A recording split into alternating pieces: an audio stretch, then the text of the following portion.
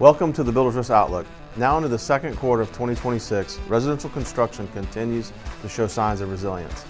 But a cocktail of factors including affordability challenges, elevated interest rates, labor shortages, building constraints, and economic headwinds are limiting contractors' abilities to fully address the nation's housing shortage. In this installment, we'll discuss stabilizing construction activity and constraints impacting it, the widening gap between single-family and multifamily construction, affordability and financing conditions reshaping builder behavior, and regional outcomes influencing where growth holds and where it softens.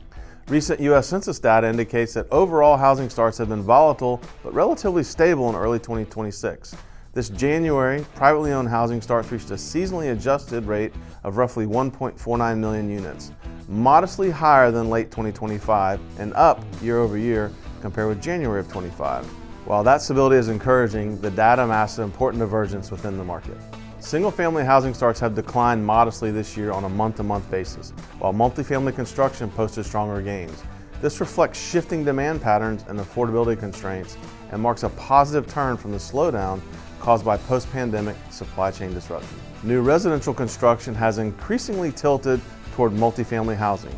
Permits and starts have rebounded in several regions, particularly in the Northeast and the West. After a pullback in 2023 and 2024, rental demand is strengthening and limited supply is improving the investment outlook for apartment developers.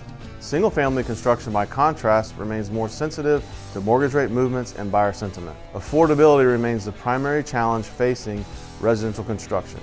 With mortgage rates hovering near or above 6% through much of 2025, prospective home buyers saw their purchasing power significantly shrink.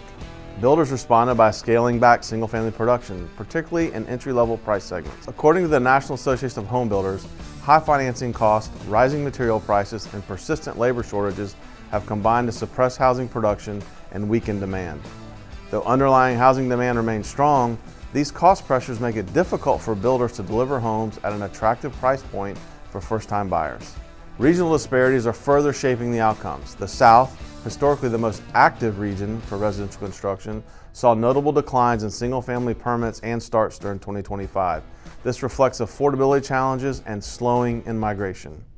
Meanwhile, parts of the Midwest and Northeast experienced relative stability or growth, driven in part by multifamily development and localized housing shortages. Despite these challenges, builders remain cautiously optimistic. Expectations for moderating mortgage rates have improved sentiment, with industry groups anticipating a gradual pickup in single-family starts as financing conditions continue to ease. But that optimism remains measured. Structural constraints such as limited skilled labor availability, high regulatory and land costs, and ongoing supply chain friction continue to hamper how quickly construction can accelerate.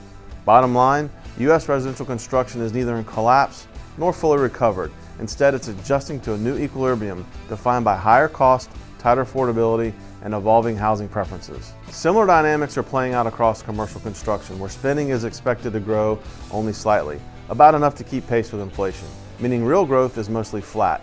The clear exception continues to be data centers.